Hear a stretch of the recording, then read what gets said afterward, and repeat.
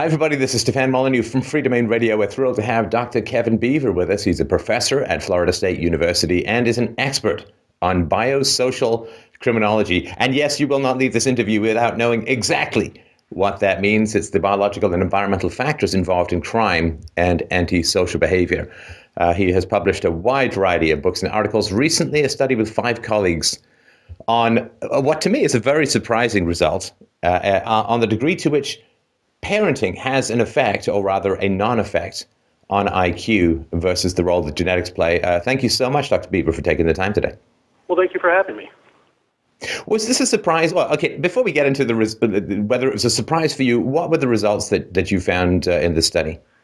Yeah, so basically what we did in this particular study is we were interested in examining the effects that different parenting measures, different measures of the home life had on intelligence in adolescence and early adulthood. And there's obviously a lot of research out there linking different dimensions of parenting and different dimensions of the family to variation in IQ scores. But what much of this research does not take into account is the role that genes play. And what I mean by that is that parents and children obviously share 50% of the genes. And so if we don't take that into account, any so-called parenting effect or any so-called environmental effect might really just be unmeasured genetic influences that are being sort of picked up by those environmental measures. And so we wanted to address this issue and address this possibility that others have raised and that others have written about in an empirical way. And so what we did is we exploited an adoption-based sample, and we compared whether the parenting behaviors of adoptive parents predicted IQ scores of their adopted adolescents, and ultimately they matured into young adults. And so we were looking to see whether parenting in adolescence predicted IQ in adolescence and adulthood. And what's very eloquent about this design is that the parents, adoptive parents and their adoptive children, don't share any genetic material. And so any effect that would be detected would be sort of strong evidence of a causal effect. And when we actually analyzed the data in this way, the results revealed that the parenting measures had virtually no effect, no statistically significant effect on the IQ of their children in adolescence and adulthood. Which is, of course, quite shocking to a lot of people. I guess the analogy that popped into my head is that, I mean, we certainly know how to traumatize children through child abuse and so on would have negative effects on their brain development and social development. But to me, good enough parenting is sort of like height. You can stunt a child's growth by not giving the child enough food during stages of development, but you can't make the child taller than its genes are going to allow. Would that be fairly close as a way of looking at it? No, I think it's a great way of looking at it. And, you know, most parenting is good enough. Even in our study where we're looking at variation in parenting, there's not the parents that show up consistently that are locking their kids in the cupboards or the closets and only feeding them bread and water once a day. Would that type of parenting environment have an effect? Certainly it's going to have an effect. But when we look at parenting, even quote-unquote bad parenting in most samples and in most environments is relatively good enough that it's not going to have a dramatic effect or a drastic effect on IQ. And the other thing is, in our study, we were looking at parenting-related influences that were occurring during adolescence. So we were not looking at the way that parents raise their children in the very first few years of life. We were looking at parenting behaviors that were occurring in adolescence and whether those parenting behaviors linked up with adolescent and early adulthood IQ. Yeah, I mean, I think it would be fairly safe to assume that the parenting had not undergone radical reversals from early life. But so I assume there'd be some continuity of parenting from early childhood through to adolescence. Yep. Absolutely. I mean, and that's what research shows, that parenting it tends to be highly stable, and so you wouldn't expect to see drastic differences that occur over those different developmental time periods. Now, when I talk about IQ in this philosophy show, people, particularly younger people, are quite confused because maybe they never heard of the bell curve or the other books, which seem to indicate that IQ is a fairly strong predictor of long-term life direction and success and so on. So if we're going to think about IQ, why should we care about it at all? What does it predict, or to what degree does it influence where people end up? Well, IQ is one of those variables, and one of the very few variables that predicts most everything that we look at. So it predicts health outcomes, it predicts mortality, early life mortality, it predicts how much money you'll make over your life course, your salary, whether or not you'll have contact with the criminal justice system. So it predicts a wide array of behavioral and social life outcomes. And so I think that if for no other reason to study it, there's probably only one, maybe two other variables that we could really even think of that would have such diverse effects that are detected across a wide range of heterogeneous samples, and it's a consistent effect. It's a consistent finding. And the degree to which it's genetic, of course, is the degree to which it is a challenge to change, right? I mean, studies that I've read have indicated that you can't really budge you can certainly budge it downwards through negative problems, a lack of stimulation, and so on. But budging it upwards seems to be quite challenging. I think I read somewhere that the testing between the ages of 11 and 77 found it's basically a 2-in-1 chance that your IQ won't have budged by more than a few points, even over that wider time period. Right, absolutely. I mean, intelligence is one of the most stable traits that we know of. And so where you fall in relation to everybody else at, say, the age of 10 is going to be a very good predictor of where you fall in contrast to everybody else at the age of 60 or 70. So you don't see much change at all over the life course, and the change that you do see tends to be relatively minor. So maybe a couple IQ points up or a couple IQ points down, which is probably nothing more than just pure randomness. Yeah, absolutely. Would you say that socioeconomic status is less of a predictor than IQ for life direction and where you end up? So is SES less strong of a predictor than IQ? Is that what you asked? Yeah. Yes, absolutely. I mean, if you look at intelligence, it's going to predict quite strongly all of these various life outcomes, and SES tends to have significant effects, but it depends on what you're looking at. I mean, when you look at criminal behavior, SES doesn't have that strong of an effect on individual criminal involvement. And so without a doubt, these two things are tied together, SES and intelligence. So trying to pull one apart from the other can be difficult. But what we see is that when we look at those, if we were just to look at individuals from, say, low SES areas or low SES families, the respondents or the participants who have the highest IQs tend to have very positive outcomes. And so it appears that the individual differences in IQ are one of the strongest sort of predictors of these life outcomes, and that's regardless of what type of SES background they come from. Right. Now, with regards to criminality, the literature that I've read, Dr. Beaver, seems to go in a number of different directions, and I can almost feel the ideological confirmation bias running like a rich ore of self-delusion through these articles. But there does seem to be some correlation between an 8 to 10 point lowering in IQ and an increased likelihood of criminal behavior. And of course, some people say, well, yes, but it's the lower IQ criminals who tend to get caught. But this even holds true with self-reported crime, which would not, which would control for that. What, in your view, is the relationship between the IQ bell curve and the criminality bell curves? Yeah, I mean, it's a really great question, and there are many different mechanisms that might link the two together. I think to start with, though, what I'd say is that there's among criminologists, there's a lot of those who simply reject the possibility that IQ is even related to crime. And so you talk about an ideological bent to things. If you were to comb through the criminological literature published in criminology journals by criminologists or other social scientists, you see very, very little detail, very little studies, very few studies examining the role that IQ plays in the development of criminal behavior. And that's largely because, at least in my view, that it's sort of one of those ideological stances. It's a political minefield, if you will, if you were to walk into looking at those associations.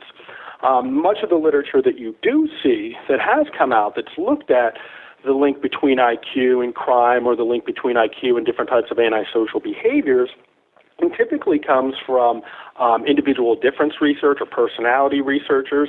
And so there's not a lot of research, not a lot of contemporary research that's looking at how and in what ways sort of the IQ bell curve would map up to variation in criminal behavior. And I think that's really handicapped our ability to explain in detail and to sort of unpack the mechanisms that are at play that's going to tell us how and in what ways variation in IQ is going to contribute to variation in criminal behavior. But there's no doubt there's going to be multiple sort of pathways, if you will, that link the two together. We just don't have a lot of empirical evidence testing those different pathways. I mean, I think you mentioned one like differential detection. Stealing a car outside of a police station is probably not the best idea, and is probably something that's going to get you caught. Well, who are the most likely people to do that? Probably individuals with lower levels of IQ, lower levels of intelligence. But there are other factors that could play a role as well. In terms of being able to channel your resources and your skills into pro-social versus antisocial behaviors. And so if you're of higher IQ, you should be able to adapt to the environments in a way that's going to be a much more pro-social advantage. It's going to lead you into pro-social activities, things like going to college, getting a job, getting a high-quality job, staying on task, excelling at that job, being able to follow directions, and so on and so forth. So it's really going to confer an advantage in terms of being able to be adaptive. Why do you think it is politically incorrect to study IQ and crime?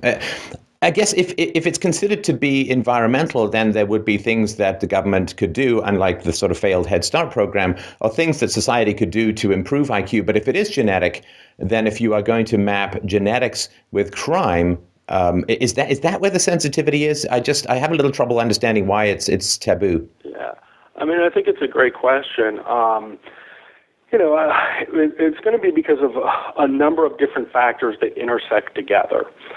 You've got IQ that's intersecting with crime, that's intersecting with this high heritability or this high genetic effect, that's also intersecting with SES, that's also intersecting with race differences.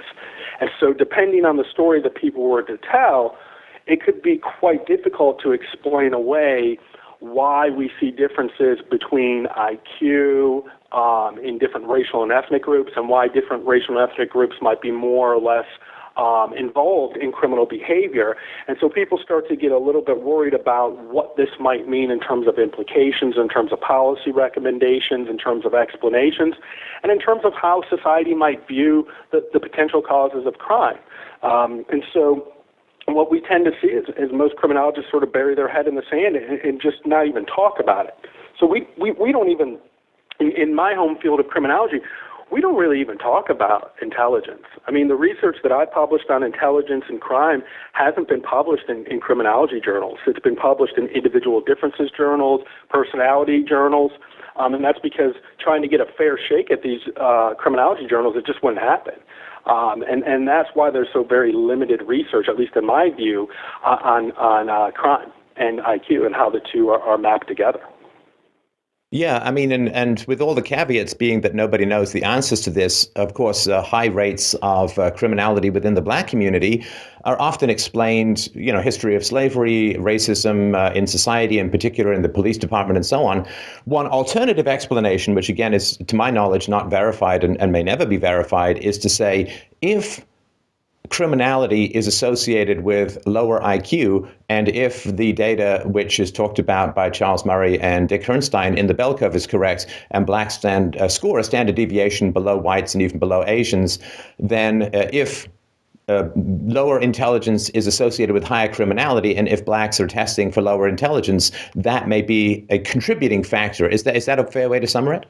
Yeah, I think that's what some of the people are concerned about. And taking it a step further, if IQ is relatively immutable, and so your IQ score is relatively immutable, there's nothing that we can do. I think that's the part that scares people. So if IQ is a cause of crime, let's say, and we know IQ scores vary across racial groups, and so what does that mean? Well, how could we prevent crime if we can't change IQ scores? And so then it drums up all the concerns about will there be a new eugenics movement and what can be done and all that stuff.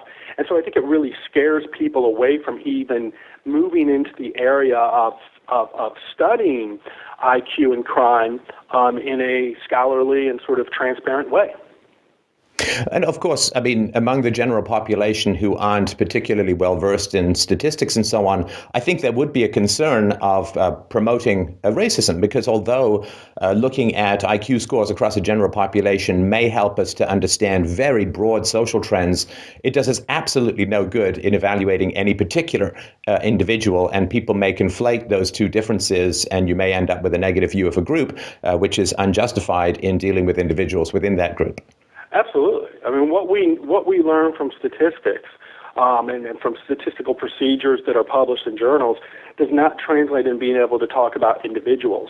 So we might know that there's this association, or we might find that there's a robust association between low IQ scores and criminal involvement, but that doesn't mean that if you or anyone you know has a low IQ score, that they will for certain go out and commit crime. All we can talk about is what's found in the sample and what's detected sort of at the aggregate level, if you will. But it tells us nothing about individuals, and it can't be applied to individuals. Yes, I mean, that's certainly a very important point to make, that the vast majority of people, or a significant majority of people with low IQs, have nothing to do with criminal behavior. It's a minor tendency. Now, as far as the IQ tests go, what I found interesting was, so much that I found interesting, was the degree to which there are various aspects of the IQ tests which seem to have different relationships in predictions of potential criminality. For instance, verbal intelligence, lowering of verbal intelligence or deficiencies in verbal intelligence seem to be somewhat related to increased potential for criminality. Has that been your understanding of it as well? Yes. I published some work looking at verbal IQ and criminal involvement, and that's exactly what we found, is that we detected some significant associations between the two. We didn't have measures of performance IQ or spatial IQ or things like that, so we were forced into focusing on verbal IQ. And the question always comes up, well, why is this the case? Why do we see this?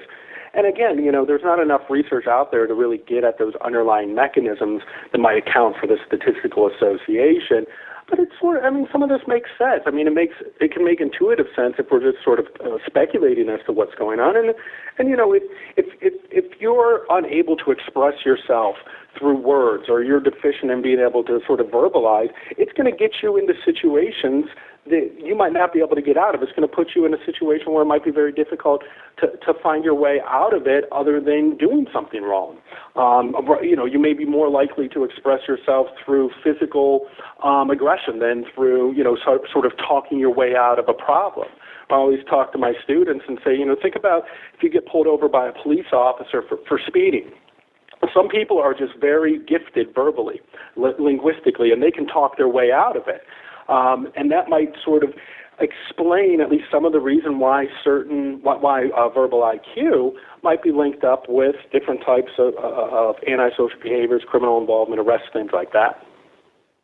Well, and what is it we usually say to children who are being aggressive? Use your words, right? I mean, exactly. And I think that's... Exactly. Yeah. Exactly, and use them in a way that's effective.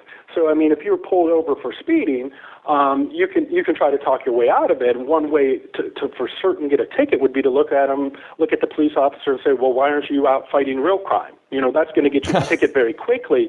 I mean, also, if you're unable to express yourself, if we're in a situation, for example, where, again, the example I always use with my students is, let's say I came into class and I took away your ability to talk. And I said, okay, everybody in here gets an F. There's no debates. There's nothing about that. Everyone gets an F. And I walk out of that class. there are two things that the students could do. One, they could come up and physically assault me, in which case sort of the physical assault's going to take precedence and they're going to get arrested. Or second, they could sit down after I leave when they sort of get their words back, and they could think together and say, okay, he can't just give us all Fs. Let's go to the dean, let's go to the president, let's write something up. And they could grieve it in a way that they're going to win.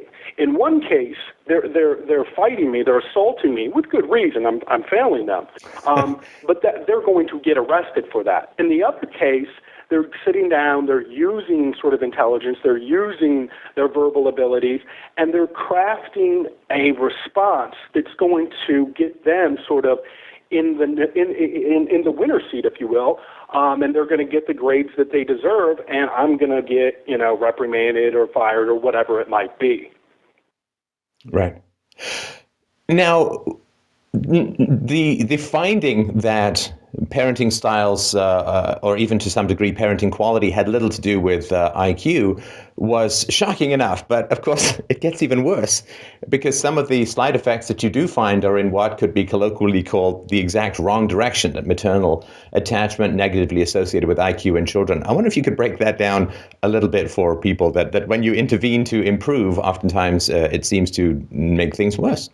Yeah, I mean, statistically speaking, it's not uncommon to have these signs flip if it's not a real effect. And so what I mean by that is that if the true effect of, say, parenting on an outcome, in this case intelligence, is zero, then because of chance fluctuations in data, what you will see sometimes is a significant effect in the opposite direction. And so when you're reading across studies or even reading within a study and you see signs sort of flip around and go in the opposite direction of what was predicted, it could mean that, what we had thought would have a positive effect actually has a negative effect or vice versa. Or it could simply be just a function of statistics and really is nothing more than a statistical or methodological artifact. And so that's what I would caution against in terms of interpreting relatively small effects that are going in the opposite direction. All right. Now, there's something that I have found in doing research on criminality, which is contrary to what you read in the media. It seems to be on significant decline over the past 10 to 15 years. Mm-hmm. And I have, of course, read a good deal to the degree to which single motherhood or single parenthood is associated with negative outcomes for children. But at a time when single parenthood is on the rise, criminality appears to be declining significantly. And again, this is all very loose correlations, and it doesn't, of course, go lockstep with each other. But I wonder if you could talk, if you have any knowledge about that discrepancy between the rise of single motherhood, which is associated with some negative outcomes for children, particularly young men, and a decrease in the prevalence of violent criminality. Yeah, again, it's a really good issue to bring up.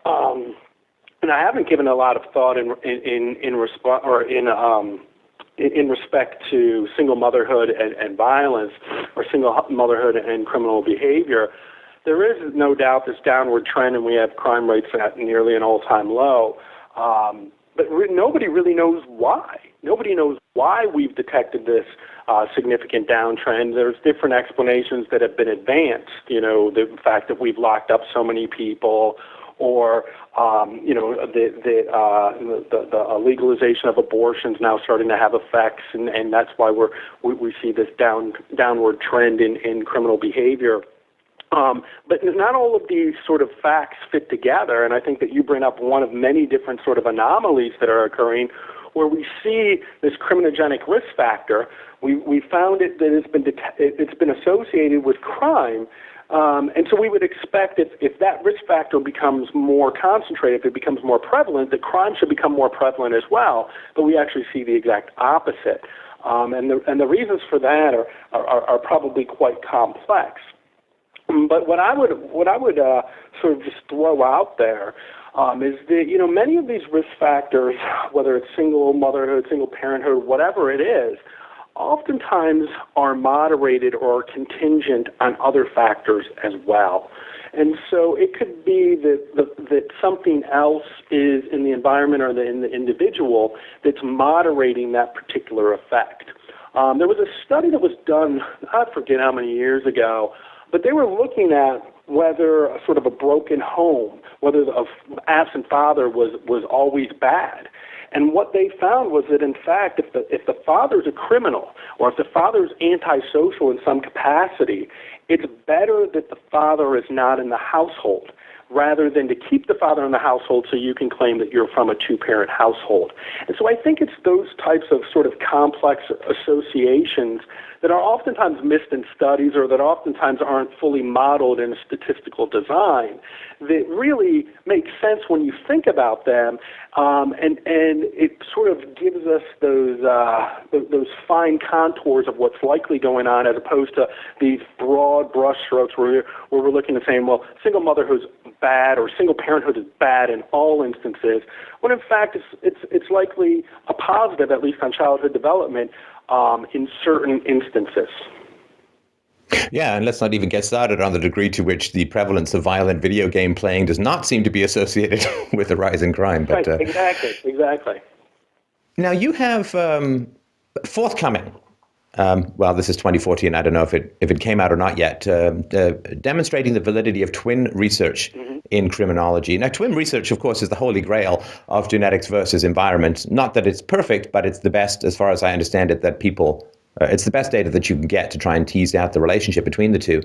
What does this paper or article attempt to establish? So, twin research is sort of the gold standard that's used to quantify genetic and environmental influences, and it's been used for hundreds of years, and it's been used in thousands of studies to estimate the genetic and environmental influence on virtually anything you can think of. Anything that can be measured has probably been studied with a behavioral, genetic, or twin-based research design.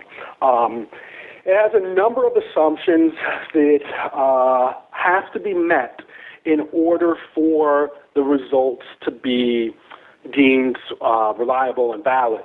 And so one of them is an equal environments assumption, which essentially says that identical twins, their environments can't be any more similar than fraternal twins or non-identical twins' environments.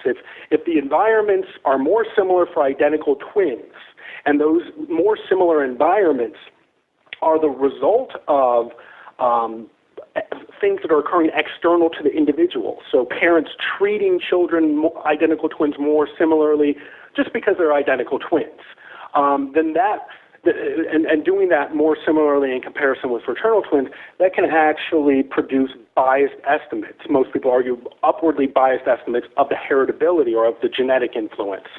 And so a lot of sort of social critics and those who are against genetic research hang their hat on this equal environments assumption and say, oh, it's ludicrous to believe that identical twins' environments wouldn't be more similar than fraternal twins' environments. And there's actually a good deal of research that's addressed this possibility, that's looked at it quite closely, and that has even looked at it in a way so that, well, let me back up. So they've looked at it to see whether, in fact, the differences in environments between identical twins and fraternal twins, whether those differences are due to things that are external to the individual or whether they're the result of genetic influences. And so if two identical twins both excel, say, at sports, we're going to see the parents probably pour more resources into sports for these identical twins than they would for fraternal twins, where one twin excels at sports and the other doesn't like them at all. And so in that case, people say, well, look, the equal environments assumption is violated, right, because they're treating their identical twins more similarly than their fraternal twins. But since it sort of emanates from the individual, that's not a violation of the EEA. So it's a little more complex than just looking and saying, oh, identical twins are treated more similarly. But in short, that's one of the key assumptions of twin-based research. There are other assumptions as well, but those are typically not talked about because they would reduce heritability. And so most of the people that have a problem with behavioral genetic research designs are sociologists or those individuals who are against a genetic influence. So they're only going to focus on the assumptions where they can say, well, look, all these heritability estimates are overly biased. And so what happens was in our flagship journal, the American Society of Criminology's flagship journal was called Criminology. A paper was published. It was a non-quantitative paper. It was really nothing more than an editorial. It was written by a couple sociologists, and they took to task basically all the work that's been done by biosocial criminologists, including myself, and said that all of it's wrong. All of this research is wrong because the studies violate the equal environments assumption. They had no data. They've never published with twin data. They brought up nothing new. They actually cited one study or one individual, I think it was 75 times, and they basically just borrowed all of their work and just cited that. And they concluded by saying that we should ban all genetic research from criminology. They didn't say ban, they said that we should put an end to all heritability studies that use twins. And they also said the same thing for adoptees and so on. And so this was published last year. It was published without being reviewed by any expert in behavioral genetics. The reviewers were not knowledgeable in behavioral genetic designs, and the editors of criminology did a relatively poor job of trying to, in any way, vet it so that it was a study that could be defensible. Because there are issues. I mean, there is no such thing as a perfect research design. But when we move so far as to say, hey, let's ban research, let's put an end to research, and then we publish that in a flagship journal of criminology, sends a message to the rest of the field that there's something wrong with this body of research.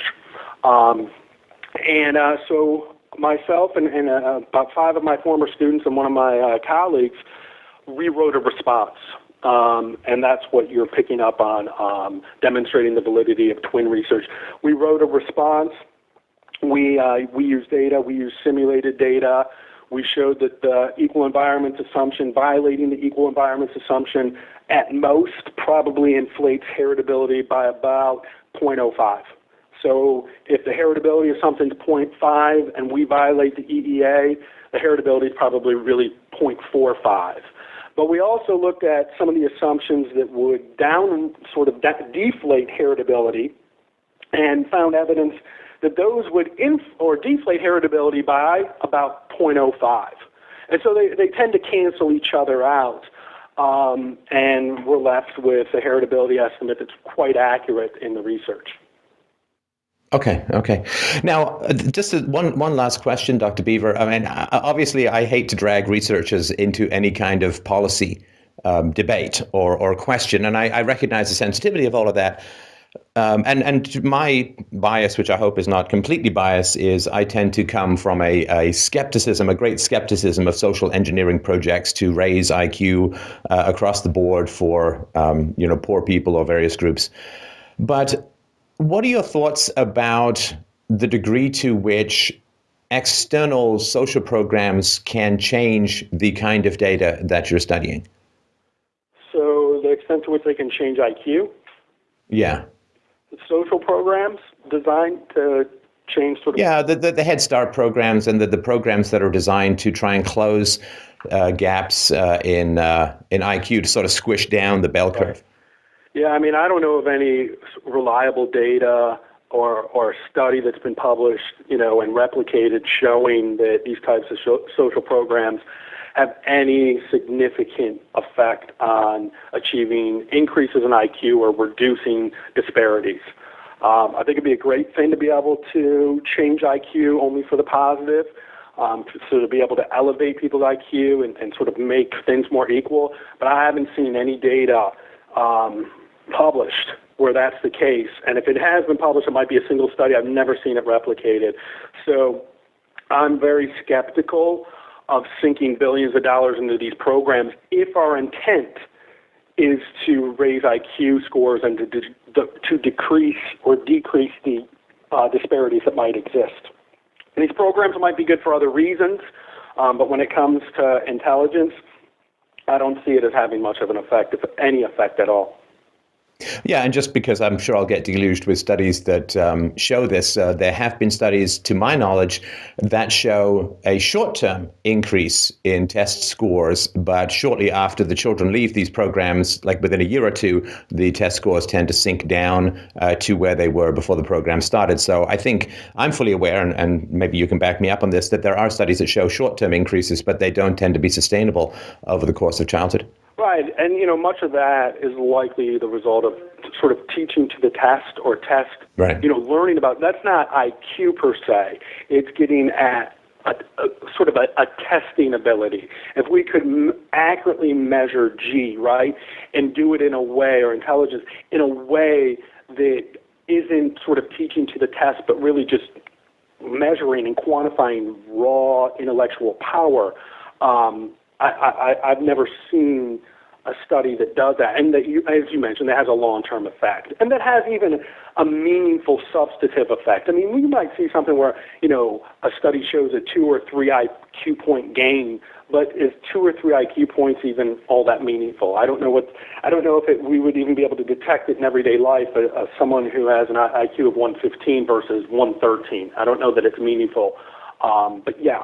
There certainly can be short-term gains on certain types of tests, but nothing long-term, and nothing where we're radically changing individuals, because the 2 or 3 IQ points isn't going to be all that meaningful. But really, I think what these programs would want is to take someone who has an IQ of, say, 75 and get their IQ score up to 95. And I've never seen anything like that.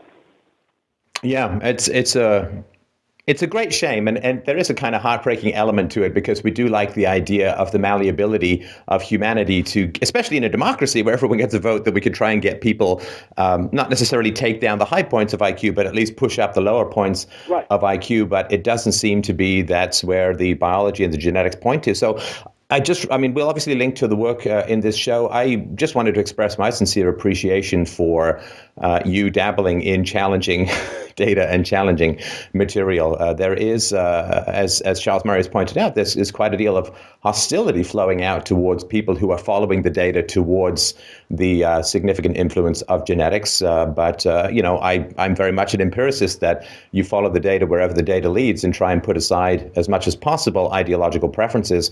I think you've done a very admirable job just looking at it from the layperson outside, and I just wanted to express my appreciation for you pursuing this line of inquiry, despite the fact that it can ruffle some feathers. Well, thanks. And for what it's worth, I think there are very few empiricists in university life, and particularly in the social sciences. I think much of it is just ideological and publishing towards certain outcomes, and being less concerned about empirical data and more concerned about activism and what people might feel about you and your research. And so I think it's a difficult time to sort of work in some of these areas, but at the same time, it's also a very rewarding time as well. And so I appreciate you taking the time and bringing me on your show and letting me talk about this a little bit. Thank you very much. Take care. All right, you too.